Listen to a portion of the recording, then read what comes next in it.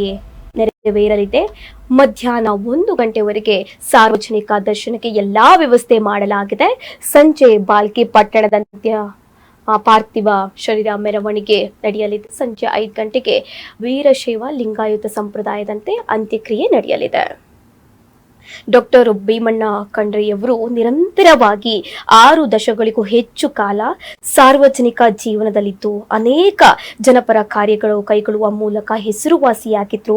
1936ರಲ್ಲಿ ಶಾಂತಿವರ್ಧಕ ಶಿಕ್ಷಣ ಸಂಸ್ಥೆಯನ್ನು ಸ್ಥಾಪಿಸಿದ ಅವರು ಇದರಡಿ ವಿವಿಧ ಶಾಲಾ ಕಾಲೇಜು ತೆರೆದು ಗಡಿ ಜಿಲ್ಲೆಯ ಮಕ್ಕಳಿಗೆ ಗುಣಮಟ್ಟ ಶಿಕ್ಷಣ ಒದಗಿಸಲಾಗಿದೆ. ಈ ಮೂಲಕ ಜಿಲ್ಲೆಯ ಪ್ರತಿಷ್ಠಿತ ಶಿಕ್ಷಣ ಸಂಸ್ಥೆಯಾಗಿ ಬೆಳೆದಿದೆ. ಕಬ್ಬು ಕಾರ್ಖಾನೆಗೆ ಸಾಗದಿರುವುದು, ಸೂಕ್ತ ಬೆಲೆ ಸಿಗದ ಸಂದರ್ಭದಲ್ಲಿ ಬೀದರು ಜಿಲ್ಲೆಗೆ ಸಹಕಾರ ಸಕ್ಕರೆ ಕಾರ್ಖಾನೆ, ಮಹಾತ್ಮ ಗಾಂಧಿ ಸಕ್ಕರೆ ಕಾರ್ಖಾನೆಗೆ ಶಕ್ತಿ ತುಂಬಿ ರೈತರಿಗೆ ಅನುಕೂಲ ಮಾಡಿಕೊಳ್ಳುವಲ್ಲಿ ಭೀಮಣ್ಣ ಖಂಡ್ರೆಯವರು ಪ್ರಮುಖ ಪಾತ್ರ ವಹಿಸಿದ್ರು. ವಿಧಿವಶರಾದ ಡಾಕ್ಟರ್ ಭೀಮಣ್ಣ ಖಂಡ್ರೆಯವರು ಬಹಳ ಸಾಧನೆಯನ್ನು ಮಾಡಿದ್ರು. ಇವರು 1936ರಲ್ಲಿ ಶಾಂತಿವರ್ಧಕ ಶಿಕ್ಷಣ ಸಂಸ್ಥೆಯನ್ನು ಸ್ಥಾಪಿಸಿದ್ರು. ಒಂದಿಷ್ಟು ಮಕ್ಕಳಿಗೆ ಬಹಳ ಸಹಾಯವನ್ನು ಕೂಡ ಮಾಡಿದ್ರು ಇವರು.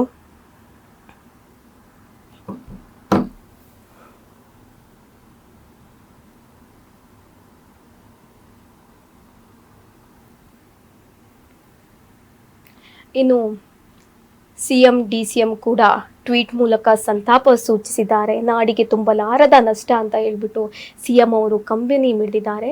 ನೀವು ದೃಶ್ಯಗಳಲ್ಲಿ ಗಮನಿಸ್ತಾ ಇರಬಹುದು. ಡಿಸಿಎಂ ಹಾಗೆ ಸಿಎಂ ಅವರು ಟ್ವೀಟ್ ಮಾಡಿರುವ ದೃಶ್ಯಾವಳಿಗಳನ್ನು ನೀವು ನೋಡ್ತಾ ಇರಬಹುದು. ಮುಖ್ಯಮಂತ್ರಿ ಸಿದ್ದರಾಮಯ್ಯ ಅವರು ನಾಡಿಗೆ ತುಂಬಲಾರದ ನಷ್ಟ ಅಂತ ಹೇಳ್ಬಿಟ್ಟು ಕಂಬನಿ ಮಿಡಿದಿದ್ದಾರೆ.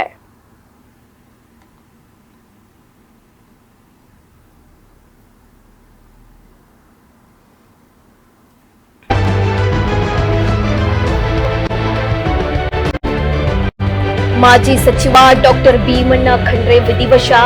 ಭೀಮಣ್ಣ ಖಂಡ್ರೆ ನಿಧನಕ್ಕೆ ಸಿಎಂ ಸಿದ್ದರಾಮಯ್ಯ ಸಂತಾಪ ಸೂಚಿಸಿದ್ದಾರೆ. ಭೀಮಣ್ಣ ಖಂಡ್ರೆ ನಿಧನದಿಂದ ದುಃಖಿತನಾಗಿದ್ದೇನೆ.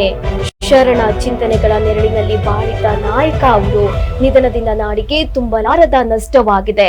ಸ್ವಾತಂತ್ರ್ಯ ಹೋರಾಟದಲ್ಲಿ ಭಾಗಿಯಾಗಿದ್ದ ಭೀಮಣ್ಣ ಬದುಕಿನ ಹೆಜ್ಜೆಗಳು ಮಣ್ಣಿನಲ್ಲಿ ಚಿರಸ್ಥಾಯಿಯಾಗಿರುತ್ತದೆ ಅಂತ ಟ್ವೀಟ್ ಮೂಲಕ ಸಿಎಂ ಸಿದ್ದರಾಮಯ್ಯ ಅವರು ಸಂತಾಪ ಸೂಚಿಸಿದ್ದಾರೆ.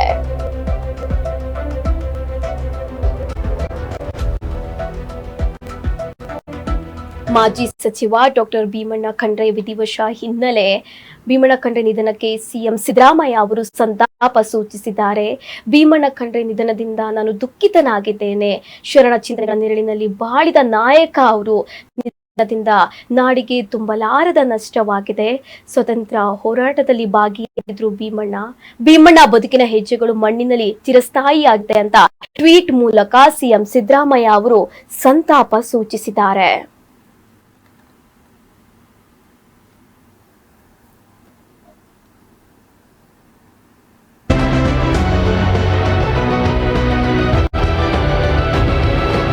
ಭೀಮಣ್ಣ ಖಂಡ್ರೆ ವಿಧಿವಶಕ್ಕೆ ಡಿಸಿಎಂ ಡಿಕೆ ಕೂಡ ಸಂತಾಪ ಸೂಚಿಸಿದ್ದಾರೆ. ಭೀಮಣ್ಣ ಖಂಡ್ರೆ ಅವರ ನಿಧನದ ಸುದ್ದಿ ನೋವು ತಂದಿದೆ. 4 ಬಾರಿ ಶಾಸಕರಾಗಿ, 2 ಬಾರಿ ಪರಿಷತ್ತು ಸದಸ್ಯರಾಗಿ, ಸಚಿವರಾಗಿ ಅವರು ಸಲ್ಲಿಸಿದ ಕೊಡುಗೆ ಸ್ಮರಣೀಯ. ದೇವರು ಕುಟುಂಬಕ್ಕೆ ದುಃಖ ಭರಿಸುವ ಶಕ್ತಿ ನೀಡಲಿ ಅಂತ ಟ್ವೀಟ್ ಮೂಲಕ ಡಿಸಿಎಂ ಡಿಕೆ ಶಿವಕುಮಾರ್ ಸಂತಾಪ ಸೂಚಿಸಿದ್ದಾರೆ.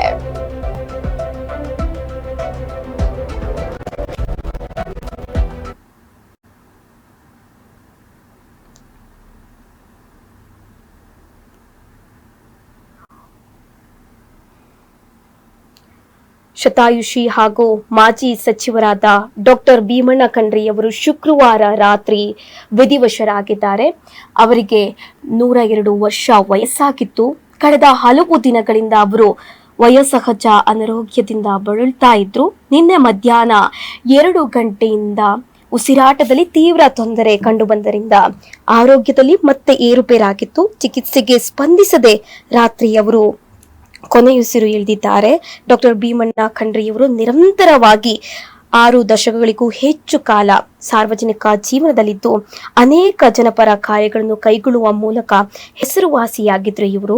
1936ರಲ್ಲಿ ಶಾಂತಿ ವರ್ಧಕ ಶಿಕ್ಷಣ ಸಂಸ್ಥೆಯನ್ನು ಸ್ಥಾಪಿಸಿದ ಅವರು ಇದರಡಿ ವಿವಿಧ ಶಾಲಾ ಕಾಲೇಜು ತೆರೆದು ಗಡಿ ಜಿಲ್ಲೆಯ ಮಕ್ಕಳಿಗೆ ಗುಣಮಟ್ಟ ಶಿಕ್ಷಣ ಒದಗಿಸಿದ್ರು. ಈ ಮೂಲಕ ಜಿಲ್ಲೆಯ ಪ್ರತಿಷ್ಠಿತ ಶಿಕ್ಷಣ ಸಂಸ್ಥೆಯಾಗಿ ಬೆಳೆದಿದೆ.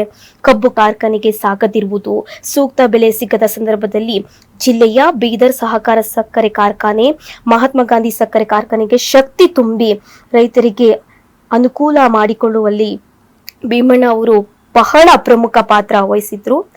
ಇನ್ನು ವಿಧಿವಶರಾದ ಡಾಕ್ಟರ್ ಭೀಮಣ್ಣ ಖಂಡ್ರೆಯವರು ಅರಣ್ಯ ಸಚಿವ ಈಶ್ವರ್ ಖಂಡ್ರೆ ಅವರ ತಂದೆ, ಸಂಸದ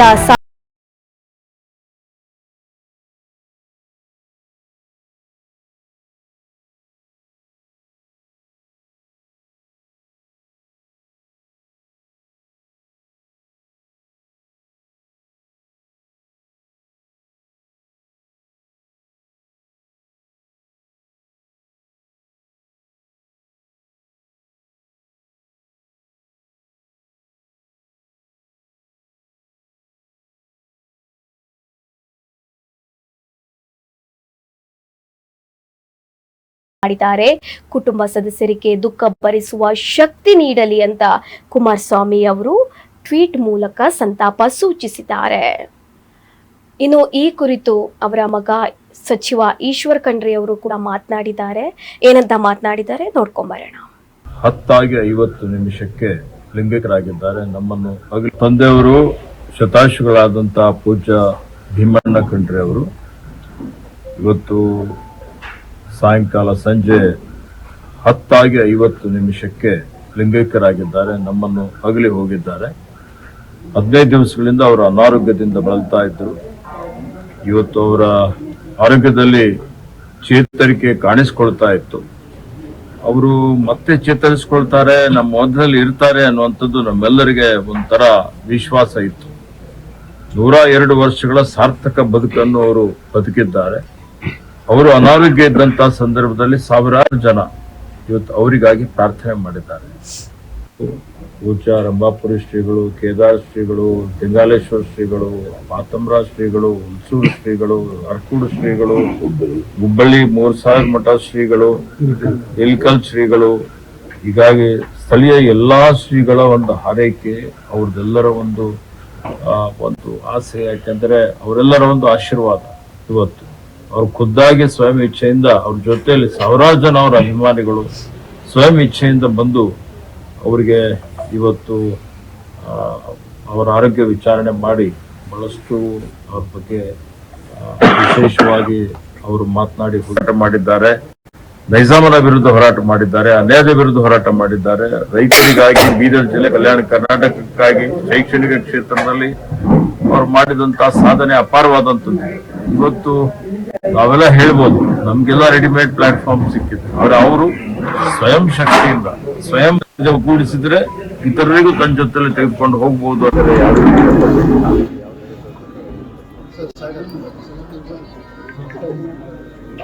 ರಾತ್ರಿ 10:50 ಗಂಟೆಗೆ ನಮ್ಮ ತಂದೆಯವರಾದ ಶತಾಯುಷಿಗಳಾದ ಪೂಜ್ಯ ಭೀಮಣ್ಣ ನಮ್ಮಿಂದ ಅಗಲಿ ಹೋಗಿದ್ದಾರೆ. ಡಾಕ್ಟರ್ ಭೀಮಣ್ಣ ಖಂಡ್ರೆಯವರ ವಿಧಿವಶ ಆಗಿರುವ ಕುರಿತು ಗೃಹ ಮಂತ್ರಿಗಳು ಕೂಡ ಮಾತನಾಡಿದ್ದಾರೆ. ಏನಂತ ಮಾತನಾಡಿದ್ದಾರೆ ಬನ್ನಿ ನೋಡ್ಕೊಂಬರೋಣ. ಬಹಳ ನಮಗೆಲ್ಲ ನೋವಾಗಿದೆ. ಯಾಕೆಂದ್ರೆ ಬಹಳ ಅತ್ಯಂತ ಹಿರಿಯರು, ಒಂದು ಪ್ರಿನ್ಸಿಪಲ್ ಅಂತ ಹೇಳಿ ಒಂದು ಬದ್ಧತೆಗೆ ಒಳಗಾಗಿದ್ದಂಥವ್ರು. ಅವರು ಇವತ್ತು ತೀರ್ಕೊಂಡಿರೋದು ನಮಗೆಲ್ಲ ನೋವಾಗಿದೆ. ನಮ್ಮ ಪಕ್ಷದಲ್ಲಿ ಅವ್ರು ಅಂಥ ನಾಯಕರನ್ನೊಬ್ಬರನ್ನ ಕಳ್ಕೊಂಡಿರ್ತಕ್ಕಂಥದ್ದು ನಷ್ಟ ಅಂತ ಹೇಳಿ ನಾನು ಹೇಳ್ಬೋದು. ಅವರ ಮಗ ಈಶ್ವರ್ ಖಂಡ್ರೆ ಅವರು ಕೂಡ ನಮ್ಮ ಜೊತೆಯಲ್ಲಿ ಈಗ ಸಚಿವರಿದ್ದಾರೆ. ನಾನು ಭೀಮಣ್ಣ ಖಂಡ್ರೆ ಅವರ ಆತ್ಮಕ್ಕೆ ಶಾಂತಿಯನ್ನು ಕೊಡ್ತೇನೆ ಮತ್ತು ಅವರ ನಷ್ಟವನ್ನು ಭರಿಸ್ತಕ್ಕಂಥ ಶಕ್ತಿ ಆ ಕುಟುಂಬಕ್ಕೆ ಕೊಡ್ಲಿ ಅಂತೇಳಿ ಭಗವಂತನಲ್ಲಿ ಪ್ರಾರ್ಥನೆ ಮಾಡ್ತೇನೆ.